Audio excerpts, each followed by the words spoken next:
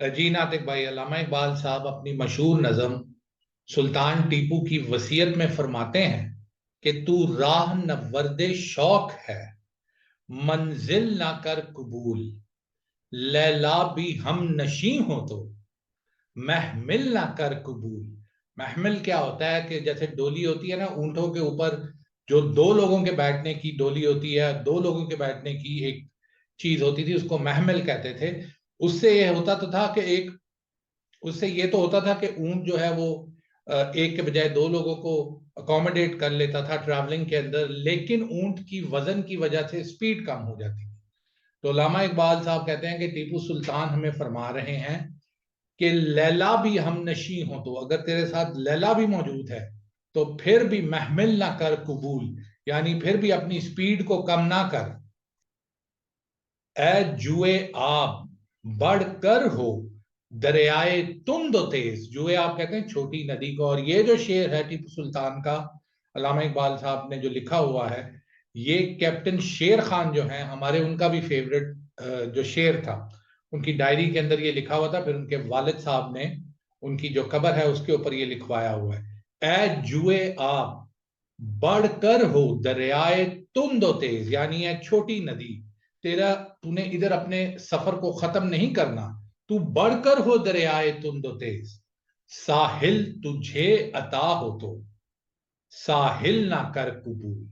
और बेशक आप देखें कि कैप्टन शेर खान सीज फायर हो जाता है, लेकिन उसके बावजूद वो वापस आने से इनकार करते हैं। साहिल तुझे अता हो तो साहिल ना कर कबूल। बेशक उन्होंने टीपू सुल्तान की वसीयत के ऊपर 100% अमल किया। खोया न जा सनम कदे कायनात में, ये सनम कदा है, ये बुताने वहम गुमा। और आसमान की तरफ आप देखते हैं तो आपको 100 चीजें ऐसी नजर आती हैं जो आपको डिस्ट्रैक्ट करते हैं।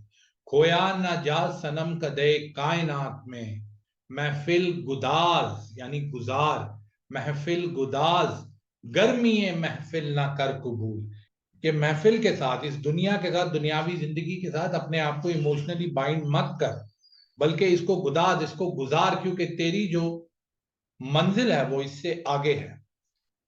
सुबह अजल ये मुझसे कहा जिब्राइल ने, सुबह अजल यानी पहले दिन, जब मैं दुनिया में आया पहले ही सुबह, तो मुझसे कहा जिब्राइल ने, जो अक्ल का गुलाम हो वो दिल ना कर कबूल। यानी अल्लाह ताला ने इंसान को अकल भी दी है और दिल भी दिया है। कई फैसले आपके दिल के हैं, ईमान के फैसले आपके दिल के हैं, और बाद में आप उसको अकल से समझते हैं, उसको तस्खीर करते हैं। लेकिन जो अकल का गुलाम हो वो दिल ना कर कबूल, दिल की बात सुने अपनी। बातिल दुई पसंद है, यानी बातिल आपको डिस्ट्रैक्ट करता है, दुनियावी चीजों की तरफ भी लगाता है। आपका कोई काम फंसा हो तो बातिल आपको कहता है कि ये बंदा करा देगा, ये फलां बंदा करा देगा। बातिल दुई पसंद है, हक ला शरीक है। लेकिन अल्लाह ताला ला शरीक है। तवक्कल अल्लाह के बाद किसी चीज के ऊपर तवक्कल नहीं आप कर सकते।